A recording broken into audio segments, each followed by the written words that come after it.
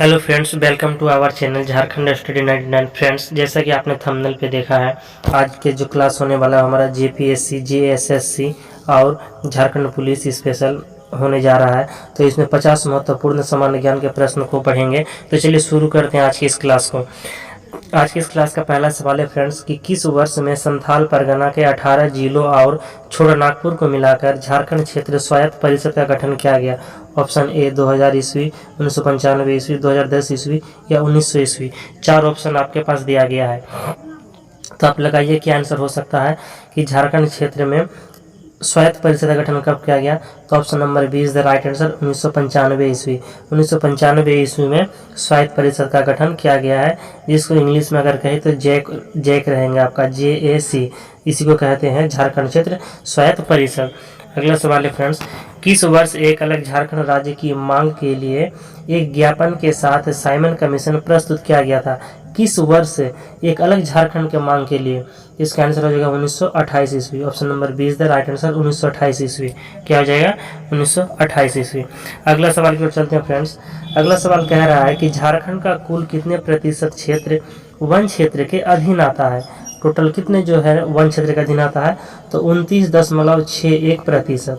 Option number C right answer है, 29.61% ये one क्षेत्र के अधीन आता है। किस संथाली नाटककार को उनके उपन्यास राही रावण काना के लिए साहित्य अकादमी पुरस्कार से नवाजा गया? याद रखना है, नाटक का नाम है राही रावण काना। राही रावण काना नाटक के लिए मिला है, किस नाटककार को साहित्य अकादमी मिला है? तो विश्वनाथ टुडू को मिला है। किसे मिला है? विश्वनाथ टुडू। अगला सवाल है फ्रेंड्स, झारखंड के किस जनजातीय समूह द्वारा लिखने के लिए ओल चिकी लिपि का प्रयोग किया जाता है? ओल चिकी लिपि का प्रयोग किया जाता है किस जनजाति में? तो ऑप्शन नंबर ए सही है, संथाल।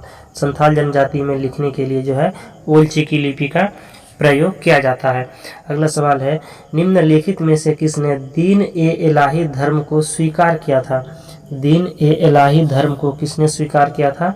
तो ऑप्शन नंबर सी सही आंसर, बीरबल। बीरबल ने दीन ए इलाही धर्म को स्वीकार किया था। और इसे किसने चलाया था? तो अकबर ने चलाया था फ्रेंड्स। किसने चलाया है? अकबर ने चलाया था। और इसका प्रथम जो पुरोहित था वो बीरबल था, और क्योंकि इसी ने पहले स्वीकार भी किया था। अगला सवाल है friends, national gallery of modern art क्या है? National gallery of modern art कहाँ है? तो नई दिल्ली में है। National gallery of modern art कहाँ है? तो नई दिल्ली में स्थित है। निम्न में से कौन खरीफ फसल नहीं है? ये चार जो फसल दिया है फ्रेंड्स, ये इनमें से एक जो है खरीफ फसल नहीं है, वो क्या है? तो ऑप्शन नंबर डी हो जाएगा सही। यहाँ पर बी हो गया है मिसप्रिंटिंग टाइपिंग करने में, तो बरसीम नहीं है। जबकि चावल, मक्का, कपास ये सब क्या है? ये रबी की फसल है। क्या है? रबी की फसल है। जबकि बरसीम जो है ये खरीफ की फसल नहीं है, ये रबी की फसल हो जाएगा। क्या हो जाएगा? रबी की फसल। प्रश्न है फ्रेंड्स कि निम्न में से कौन खरीफ फसल नहीं है? तो बरसीम जो है खरीफ फसल नहीं है, ये रबी फसल है। क्या हो जाएगा? रबी। जबकि चावल, मक्का, कपास ये सब क्या है? खरीफ फसल है। बरसीम रबी फसल है। अगला सवाल है फ्रेंड्स, महात्मा गांधी का चंपारण आंदोलन कब सफल रहा? महात्मा गांधी का जो चंपारण आंदोलन है यह कब सफल रहा? तो 1917 ईस्वी में। चंपारण आंदोलन 1917 बिहार से संबंधित, तो यह हो जाएगा 1917 ईस्वी में। अगला प्रश्न है फ्रेंड्स, सर्व प्राचीन विधि ग्रंथ कौन सा है? सर्व प्राचीन जो विधि ग्रंथ है क्या है? तो मनुस्मृति है। मनुस्मृति के लेखक कौन है फ्रेंड्स? तो मनुस्मृति के लेखक महर्षि मनु ही हैं। मनुस्मृति का महर्षि मनु है। तो सर्व प्राचीन विधि ग्रंथ क्या हो गया? मनुस्मृति हो गया। गुप्त संवत कब प्रारंभ हुआ? अगला सवाल है फ्रेंड्स कि गुप्त संवत कब प्रारंभ हुआ? तो 319 ईस्वी में। गुप्त संवत कब प्रारंभ हुआ है? 319 ईस्वी में प्रारंभ हुआ है। Servants of India society. अगला सवाल है, सर्वेंट ऑफ इंडिया सोसाइटी से संबंधित के कौन है? सर्वेंट ऑफ इंडिया सोसाइटी तो गोपाल कृष्ण गोखले है। सर्वेंट ऑफ इंडिया सोसाइटी से संबंधित व्यक्ति गोपाल कृष्ण गोखले है। अगला सवाल है फ्रेंड्स, मीनाक्षी मंदिर कहाँ स्थित है? तो मीनाक्षी मंदिर कहाँ है? तो मदुरई पे है। मीनाक्षी मंदिर मदुरई, और मदुरई कहाँ पे है? तमिलनाडु पे है। तमिलनाडु पे है। अगला सवाल है फ्रेंड्स, हनूज दिल्ली दूरस्थ अभी दिल्ली दूर है, इसका अर्थ होता है हनूज दिल्ली दूरस्थ अभी दिल्ली दूर है, यह किसने कहा है? तो किसने कहा है? यह कहा है निजामुद्दीन औलिया। ऑप्शन नंबर डी सही है, निजामुद्दीन औलिया ने कहा है कि दिल्ली अभी दूर है। किसने कहा है? निजामुद्दीन औलिया ने। गुप्त वंश का संस्थापक कौन था? तो ऑप्शन नंबर ए से श्रीगुप्त। गुप्त वंश का संस्थापक कौन थे? तो श्रीगुप्त थे। 16 प्रश्न है फ्रेंड्स। तोलकाप्पियम ग्रंथ किससे संबंधित है? तोलकाप्पियम जो ग्रंथ है फ्रेंड्स, यह किससे संबंधित है? तो व्याकरण से। किससे है? तो व्याकरण से संबंधित है। अगले सवाल की ओर चलते हैं फ्रेंड्स। 1857 के विद्रोह के समय भारत का गवर्नर जनरल कौन था? जब 1857 का जो विद्रोह हुआ है उस वक्त भारत के गवर्नर जनरल कौन थे? तो लॉर्ड कैनिंग थे। कौन थे? कैनिंग थे। 1857 के विद्रोह में कैनिंग थे, याद रखना है, कैनिंग। अगला सवाल है, किसके शासनकाल में सबसे अधिक मंगोल आक्रमण हुए? जो मंगोल आक्रमण हुए हैं भारत पर, तो किसके शासन पर सर्वाधिक मंगोल आक्रमण हुए? तो मोहम्मद बिन तुगलक के समय पर हुए। मोहम्मद बिन तुगलक के समय पर ही अधिक मंगोल आक्रमण हुए हैं। अगला सवाल है फ्रेंड्स, दिल्ली सल्तनत की दरबारी भाषा क्या थी? दिल्ली सल्तनत की दरबारी भाषा क्या थी? तो अरबी थी। क्या हो जाएगा? अरबी। दिल्ली सल्तनत की दरबारी भाषा अरबी थी। दक्षिण भारत का सर्वोच्च पर्वत शिखर क्या है? 20 नंबर प्रश्न है कि दक्षिण भारत का सर्वोच्च पर्वत शिखर क्या है? तो अनाईमुदी है। क्या है? अनाईमुदी। दक्षिण भारत का सर्वोच्च पर्वत शिखर अनाईमुदी है। ऑप्शन नंबर ए सही है, अनाईमुदी। अगला सवाल है फ्रेंड्स, काराकोरम पर्वत श्रेणी का पूर्व नाम क्या था? काराकोरम पर्वत श्रेणी का पूर्व नाम क्या था? तो ऑप्शन नंबर बी हो जाएगा, कृष्णागिरी। काराकोरम जो पर्वत श्रेणी, इसका पूर्व नाम पहले कृष्णागिरी के नाम से जाना जाता था। पहले कृष्णागिरी के नाम से। टिहरी बांध किस राज्य में है? अगला सवाल है फ्रेंड्स कि टिहरी बांध किस राज्य में है? तो टिहरी बांध जो है उत्तराखंड पे स्थित है। टिहरी बांध उत्तराखंड। अगला सवाल है, भारत का सबसे ऊंचा जलप्रपात क्या है? भारत का सबसे ऊंचा जलप्रपात क्या है? तो जोग है। जोग जलप्रपात जो है भारत का सबसे ऊंचा जलप्रपात है। संसार की सबसे गहरी झील कौन सी है? संसार की सबसे गहरी झील कौन सी है? तो बैकाल झील। बैकाल झील कहाँ पे है? ये रूस पे है। बैकाल झील रूस पे है। अगला सवाल है, झूम कृषि करने वाली मुख्य जनजाति क्या है? जो झूम की कृषि करती है तो मुख्य जनजाति क्या है? तो गारो है। गारो जनजाति है जो झूम कृषि करती है। पहाड़ों पे जो स्थानांतरण कृषि की जाती है उसे झूम कृषि कहते हैं। अगला सवाल है फ्रेंड्स, बांग्लादेश की सीमा से मिलने वाला राज्य क्या है? बांग्लादेश की सीमा से मिलने वाला राज्य क्या है? तो त्रिपुरा है। त्रिपुरा जो तीनों ओर बांग्लादेश से घिरा है वो क्या है? त्रिपुरा है, बांग्लादेश की सीमा से। अगला सवाल है फ्रेंड्स, कोई विधेयक धन विधेयक होने का अंतिम निर्णय कौन देता है? कोई विधेयक धन विधेयक है या नहीं, इसका अंतिम निर्णय कौन देता है? तो लोकसभा अध्यक्ष देता है। कौन देता है? लोकसभा अध्यक्ष देता है। प्रधानमंत्री बनने की न्यूनतम आयु कितनी है? प्रधानमंत्री बनने की न्यूनतम आयु 25 वर्ष है। राज्यसभा के सदस्यों का कार्यकाल कितने वर्षों का होता है? राज्यसभा के सदस्यों का कार्यकाल होता है 6 वर्षों का। राज्यसभा के सदस्य का कार्यकाल कितना होता है? तो 6 वर्षों का होता है, याद रखना है। और राज्यसभा अस्थायी सदन है, यह कभी भंग नहीं की जाती है। अगला सवाल है, उपराष्ट्रपति का निर्वाचन किसके द्वारा होता है? उपराष्ट्रपति का निर्वाचन संसद के द्वारा होता है। संसद के द्वारा उपराष्ट्रपति का निर्वाचन होता है। अगला सवाल है, कौन भारत के राष्ट्रपति के चुनाव में भाग नहीं लेता है? यानी भारत के राष्ट्रपति के चुनाव में भाग कौन नहीं लेता है? तो विधान परिषद नहीं लेता है, जबकि विधानसभा लेता है, लोकसभा और राज्यसभा सभी लेते हैं, जब विधान परिषद नहीं लेते हैं। अगला सवाल है, राज्यसभा के लिए नामांकित प्रथम अभिनेत्री कौन थी? राज्यसभा के लिए नामांकित प्रथम अभिनेत्री तो नरगिस हो जाएगा।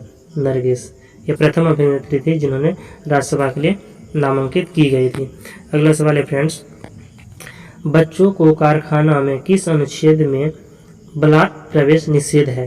किस अनुच्छेद के तहत बच्चों को कारखाना में काम करना निषेध है? तो अनुच्छेद 24 के तहत। क्या हो जाएगा? अनुच्छेद 24। अगला सवाल है फ्रेंड्स कि भारत के संविधान को किसने अंगीकृत किया? जो भारत का संविधान है इसे किसने अंगीकृत किया है? ऑप्शन नंबर ए है, भारत की जनता ने, संसद ने, संविधान सभा में भारत की जनता के प्रतिनिधियों ने या कैबिनेट ने। तो भारतीय संविधान को है भारत की जनता ने अंगीकृत किया है, तो ऑप्शन नंबर ए से हो जाएगा भारत की जनता ने। अगला सवाल है, राज्य में संवैधानिक विफलता होने पर किस धारा का प्रयोग होता है? तो अनुच्छेद 356।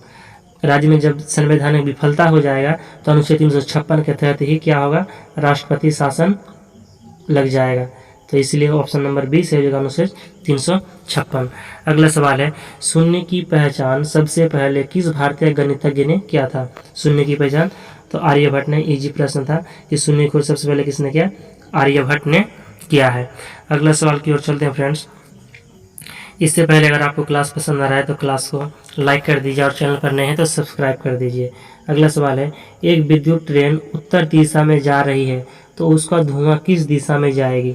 एक विद्युत ट्रेन, या लॉजिक वाला प्रश्न है फ्रेंड्स कि एक विद्युत ट्रेन उत्तर दिशा में जा रही है तो उसका धुआं किस दिशा में जाएगी? उत्तर पूर्व, दक्षिण पूर्व या दक्षिण, इनमें से कोई नहीं। तो आंसर इसका क्या हो जाएगा? ऑप्शन नंबर डी, इनमें से कोई नहीं। यह प्रश्न बहुत ही ईजी है। अब कैसे इसका इनमें से कोई नहीं हो आप कमेंट करके जरूर बताइएगा कि इनमें से कोई नहीं कैसे इसका आंसर हो गया। अगला सवाल की ओर चलते हैं। निम्न में से कौन सी धातु सबसे भारी है? सबसे भारी धातु क्या है? तो सबसे कौन सी धातु भारी है? तो ऑप्शन नंबर बी से होगा चांदी। चांदी जो है इन चारों ऑप्शन के अनुसार सबसे भारी है। सबसे भारी धातु चांदी हो गया। हेपेटाइटिस किस अंग से संबंधित बीमारी है? हेपेटाइटिस जो है ना, यहाँ पर मिस प्रिंटिंग हो गया, हेपेटाइटिस होता। हेपेटाइटिस किस अंग से संबंधित बीमारी है? तो लीवर से हो जाएगा। हेपेटाइटिस किस अंग से संबंधित बीमारी है? तो लीवर। रेशम उत्पादन किससे संबंधित है? एपीकल्चर, सेरीकल्चर, शहद उत्पादन या पीसीकल्चर? तो रेशम कीट के पालन जो है उसे सेरीकल्चर कहते हैं। रेशम कीट के पालन क्या कहते हैं? सेरीकल्चर कहते हैं। अगला सवाल है फ्रेंड, सूर्य किरण पृथ्वी पर कितनी देर में आती है? सूर्य का किरण जो है पृथ्वी पर कितनी देर में आती है? तो 8 मिनट 5 सेकंड आंसर हो जाएगा। 8 मिनट 5 सेकंड में सूर्य की किरण पृथ्वी पर आती है, यानी धरती पर आती है। इंद्रधनुष के 7 रंगों में से बीच का रंग कौन सा है? तो बीच का रंग हो गया हरा। बीच का रंग क्या है? हरा है। अगला सवाल है फ्रेंड्स, कोबाल्ट 60 के किस किरण का प्रयोग कैंसर के निदान में किया जाता है? कोबाल्ट 60 के जो किस किरण का प्रयोग है कैंसर में निदान में किया जाता है? तो अल्फा रे का। अल्फा किरण का प्रयोग किया जाता है कैंसर के निदान में। अगला सवाल है फ्रेंड्स, पानी का घनत्व किस ताप पर अधिकतम होता है? पानी का जो घनत्व है किस तापमान पर अधिक होता है? तो 4 डिग्री सेल्सियस पर। 4 डिग्री सेल्सियस पर पानी का घनत्व सर्वाधिक होता है। अगला सवाल है, ऊष्मा का सबसे अच्छा चालक क्या है? ऊष्मा का सबसे अच्छा चालक क्या है? तो चांदी है। ऊष्मा का सबसे अच्छा चालक चांदी है। दांतों में क्या होता है? कार्बोहाइड्रेट, कैल्शियम, प्रोटीन या खनिज? तो दांतों में क्या पाया जाता है बताइए? तो कैल्शियम। दांतों में कैल्शियम पाया जाता है। अगला सवाल है, किस विटामिन का संबंध रक्त थक्का से है? रक्त का थक्का बनने में संबंधित विटामिन क्या हो जाएगा? तो विटामिन के। ऑप्शन नंबर डी सही है, विटामिन के। रक्त का थक्का बनने में सहायक होता है विटामिन के। एक वयस्क के शरीर में रक्त की मात्रा कितनी होती है? एक वयस्क के शरीर में तो 4 से 5 लीटर। 4 से 5 लीटर होती है एक वयस्क के शरीर में रक्त की मात्रा। अगला सवाल है फ्रेंड्स, सूर्य की ऊर्जा का स्रोत क्या है? तो नाभिकीय संलयन। ऑप्शन नंबर ए सही है, नाभिकीय संलयन। सूर्य की ऊष्मा का जो स्रोत है वह है नाभिकीय संलयन। अगला सवाल है फ्रेंड्स, ईसीजी संबंधित है। ईसीजी जो है इलेक्ट्रोकार्डियोग्राफ, या किससे संबंधित है? मस्तिष्क से, किडनी से, हृदय से, या इनमें से कोई नहीं। तो ईसीजी जो है फ्रेंड्स यह मस्तिष्क से संबंधित है। किससे? मस्तिष्क से संबंधित है। ऑप्शन नंबर ए सही है। यह क्लास का अंतिम प्रश्न था फ्रेंड्स। तो अगर आपको क्लास पसंद आया है तो क्लास को लाइक कर दीजिए और चैनल पर नए हैं तो चैनल को सब्सक्राइब कीजिए। और आपको क्लास कैसा लगा है आप कमेंट करके ज़रूर बताइएगा। मिलते हैं नेक्स्ट वीडियो में, के लिए जय हिंद।